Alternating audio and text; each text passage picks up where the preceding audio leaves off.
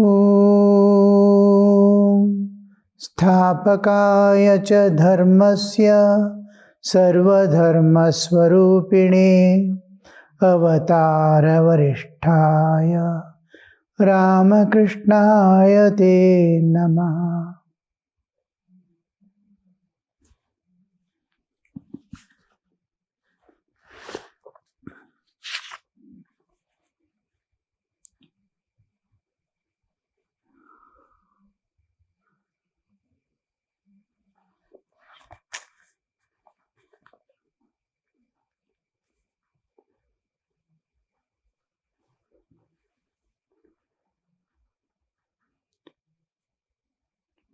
The Bhakta takes shelter under Vidya Maya. He seeks holy company, goes on pilgrimage, and practices discrimination, devotion, and renunciation. He says that since a man cannot easily get rid of ego, he should let the rascal remain as the servant of God, the devotee of God. This we have already discussed in the last class, but a bhakta also attains the knowledge of oneness. He sees that nothing exists but God. Though his understanding of God is personal God, yet he sees the personal God is present in a different way as all-pervading consciousness in every atom and every life.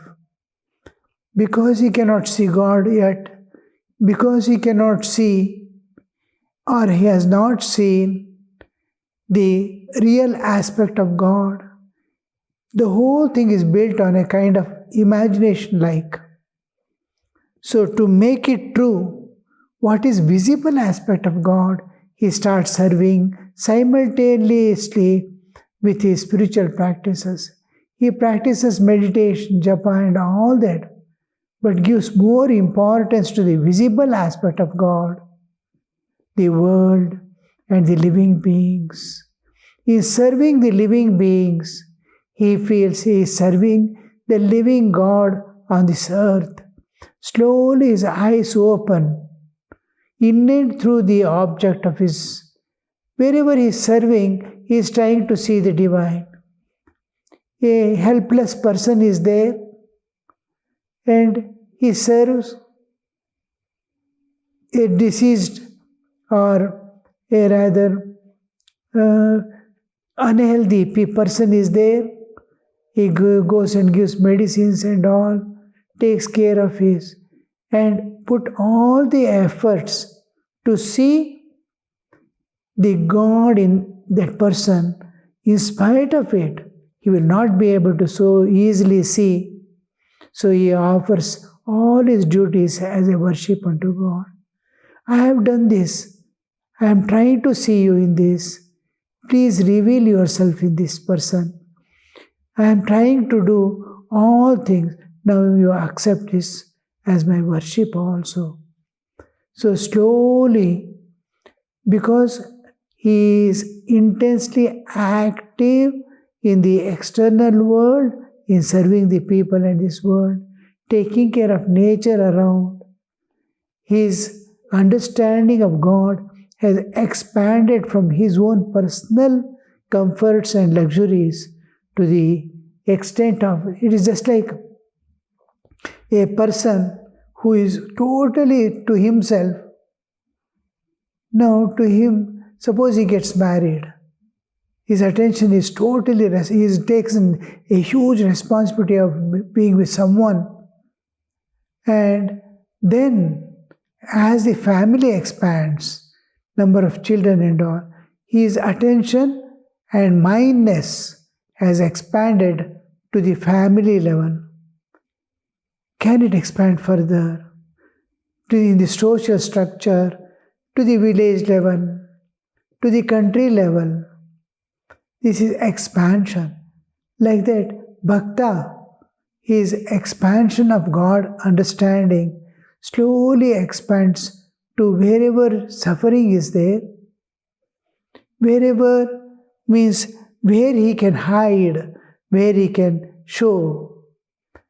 Now, helpless people are there, he is there with them. All capable people are there, he is away from them. Ugly people are there, he is with them. He hides his beauty and sees that he is not brought into that picture. How that slowly his understanding is expanding to see God. The selfishness is dissolving in serving others outside. And as if he is waiting for an opportunity to serve, he stands waiting for the call. And wherever he sees his need, rushes to serve. By this, his consciousness is expanding, heart is expanding, nature is participating in his life, and then the divine grace will be there to open the spiritual eyes. So, but a bhakta also attains knowledge of oneness. Oneness means there are no two. I and God and this world are one.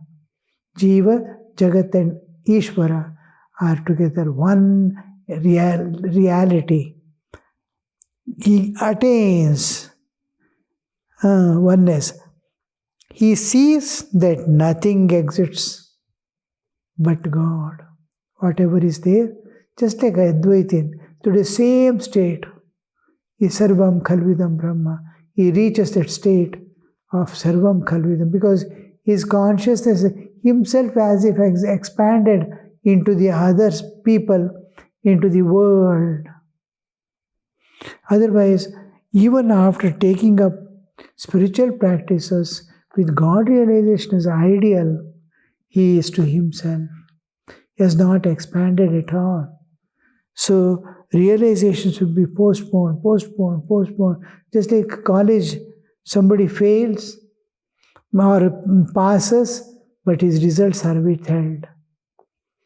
Because he has not done his duty of paying fees. Just a duty has not been, he is all right in every respect, but results are withheld. No promotion, no demotion also. He has to just wait. He doesn't know what for he is waiting because his consciousness has not expanded. He has not stepped out of himself.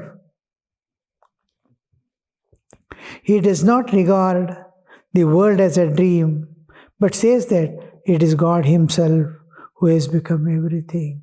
A different view. World as Maya and world as God. Iti, neti. Who has become everything. In a wax garden, you may see various objects, but everything is made up of wax. But we see duality, multiplicity, variety, but all are made up of wax. This Sri Ramakrishna used to quote many times how this world after enlightenment or a bhakta takes as his ideal. Realizations come later, he takes them as his ideal, adarsha. To reach that adarsha is what he is striving for. But a man realizes this only when his devotion to God matured. Maturity is necessary. A plant cannot give its fruit unless it attains its maturity. Small seed sown in the soil slowly germinates, fruit won't be there. Again, two leaves come, fruit won't be there. It has grown a little plant, fruit won't be there. It grows into a herb, a shrub, a tree, As it grows to its maturity, whatever be the size of the plant, it starts yielding the fruit. So in spiritual life also, that maturity, in maturity, how do you find out? The longing for God comes into picture. And another part, we say sadhakatva has awakened in him. When the sadhakatva awakens, his internal and external slowly starts becoming one. That is, the sadhana, spiritual practices is sitting and doing, in that world doesn't come into picture. Alasya, Nidra and all this doesn't appear in his tamas, doesn't come into his external world, doesn't disturb him. And his external world doesn't come in during sadhana, and sadhana is not broken during the external activities. The external activities go on with japa, with meditative awareness, with presence of divine, all things. Here we find the maturity. So in maturity, there is a unbroken, continuous awareness of divine. During the sadhana also he is aware of the divine. During activities also, he is fully aware of the divine. Otherwise, in activity, he starts forgetting. In meditation and internal spiritual disciplines, world thoughts will be coming. Or alasya will come. Nidra, alasya, and external thoughts go on disturbing. These three won't be there. And when he is working actively, he will not forget God. This is the maturity. That is, in him, sadhakatva is awakened. Aspirancy, in English word. Aspirancy is awakened. He was aspiring, but it was passive. Aspiring for God, but it was passive. Sees others, reads a book, and then gathers some information from the cell phone, internet, and decides, I wanted to realize God. Hearing and all that. But the real aspirancy, I need God, it comes into mind, aspirancy is there. But this aspirancy is passive, born of his understanding. But the soul aspiring for the release, soul aspiring, I don't want anything of this world, I want God. I want to go beyond all the limitations of nature to come that, and which takes away the sleep forever. The aspirancy has come awakened. The aspirancy has awakened. Sadhakatva is attained.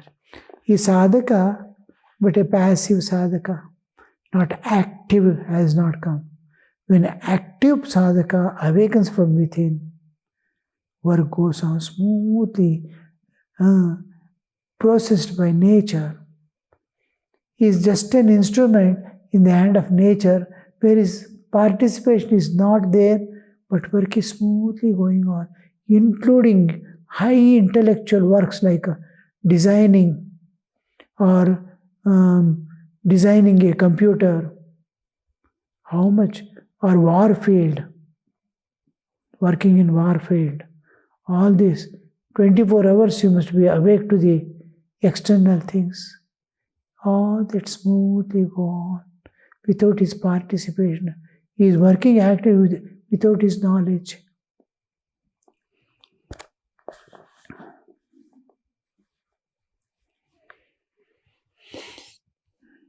But a man realizes this only when his devotion to God is matured. One has one gets jaundice when too much of bile accumulates. Then one sees everything as yellow. From constantly meditating on Krishna, Radhika saw everything as Krishna. Sarvam Krishnamayam Jagat. Moreover, she even felt that she herself had become Krishna. When Hanuman goes to Lanka, crossing over the ocean, he sees Sita sitting there under the Ashoka tree. But Sita is not there. He sees first Rama sitting there. Because thinking of Sita, thinking of Rama, she has assumed everything. Just like Rama sitting, Rama's face, everything has changed. And his behavior, this, that, everything tallies with that. He rubs his eyes and sees, how did Rama send me here? And he is already here. Then he prays, what is this Rama, Maya? Then he sees Sita sitting there. She had become Ramamaya. And she was radiating that being Ramamaya, Ramahood she is expressing. To that extent, Sri Ramakrishna meditating on Hanuman, the tail had grown like that, intense thinking of anything. Je jar dhyan kore, sherta shraddha pai. Whoever meditates on whatever thing, he acquires its internal tendencies.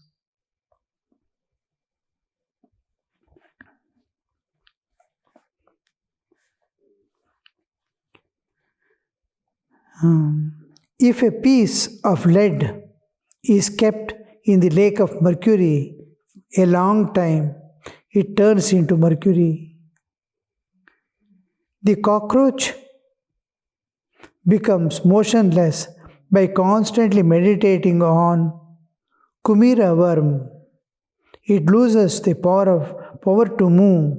At last it is transformed into Kumira, a insect. You can see here and there small, very small earthen pots like hanging here, there, or on the wall it is sticking. In that, the worm brings something like spider, this, that, and all, collects and puts inside and goes on covering. And it opens, goes and bites it, and comes back. It will be intensely thinking of that. What is biting, what brought it here and kept me. That biting, thinking of that intensely, all other things it forget. It gets transformed into that worm into wasp.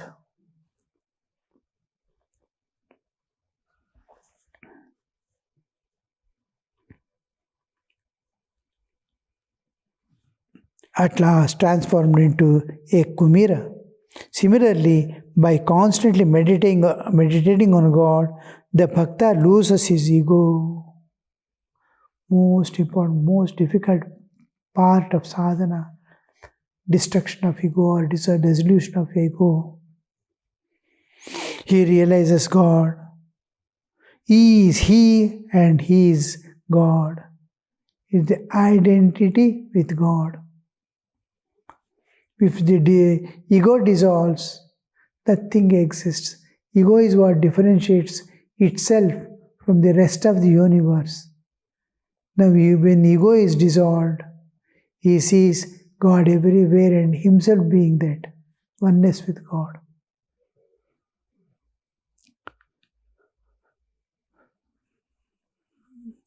When the cockroach becomes the Kumira, everything is achieved. when the worm gets transformed into wasp, everything is achieved. Instantly, one obtains liberation. It is not so easy as it is told, because we are into the clutches of nature, and then we are bound by our karmic load. Some devotees come.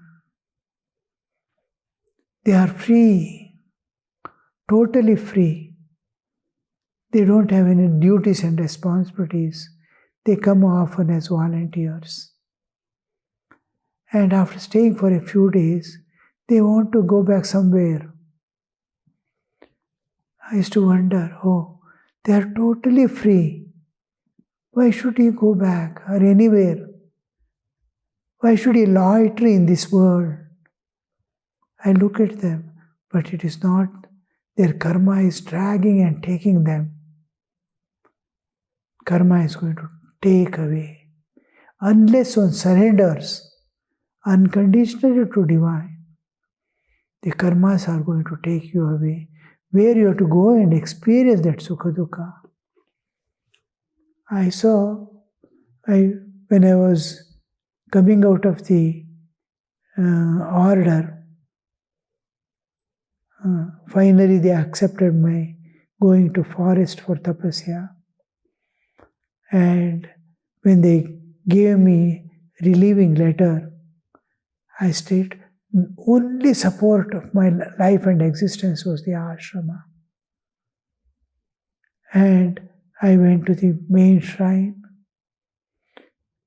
I offered myself totally, now like an orphan in this world. No possessions, nothing of mine, nobody to take care, nobody to ask. And I was coming down from the steps of the temple. One of the senior most Swamis, an enlightened soul, was waiting. He said, see, whenever we go anywhere, leaving any place, it may not be our wisdom. It may not be our jnana that is taking. Most of the people go out and move about here and there because of their karma. Karma takes them. Otherwise, you are in a heaven, totally protected from all things of this world. For all temptations, nothing can touch you. Maya cannot touch you if you are here. But what makes you take? What makes the people take them? What makes the people to go away or leave this? Is not their jnana, but karma. A little of jnana and understanding might be there because of the intense sadhana you have done all these years. But karmic force also will be working to take you away. Unless you unconditionally surrender totally to God and move at His will, you will not be relieved from the karmic load. So, hereafter, only two things will be with you, Ishtadevata and Guru. So, work in such a way, move in such a way, live in such a way, you are in their lap. So, that how that drives, how it takes away a person. That volunteer, when they go, after staying for a week or so, oh, karma is taking. Yes, I do not know how long, how many lives he has to be like that. Little by little merit acquiring, little by little spiritual understanding gaining, one by one step. He may try to walk through long period of time, maybe hundreds of lives also. So that is We have to remain always with an attitude of surrender. You take care of me. I can't. You make me do this sadhana. I am at your disposal, whatever. And nowhere ego is kept. Not even, this is my fate. No. I have to be like this. No. I have to live that ideal. I have to live that ideal. And how? Through surrender. Self-surrender. Atma Samarpana. Through that, I have to live in.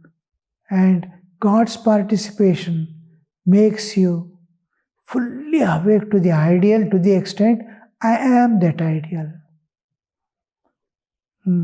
It releases from you from both rajas and tamas. Sattva, always awake to the reality. The sattva comes into picture. Rajas also goes away. All desires and all that go away. Tamas will go away.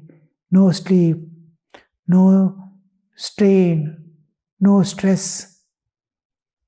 The stress, strain, and laziness, sleepiness, all this comes because of the tamas.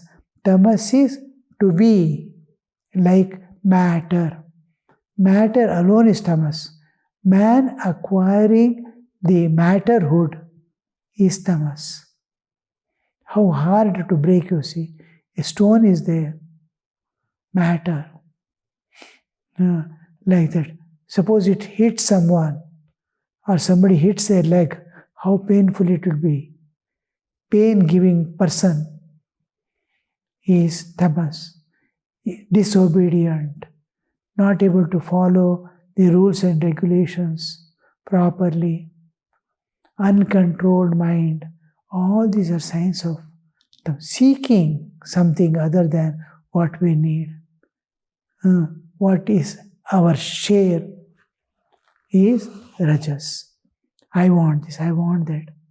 I want to be like this. I want to sit and do japa. I is coming there. When I comes into picture, the sadhana turns out to be karma. Om Shanti Shanti Shanti Harihi Om Tat Sat Shri Ramakrishna Arpanamastu.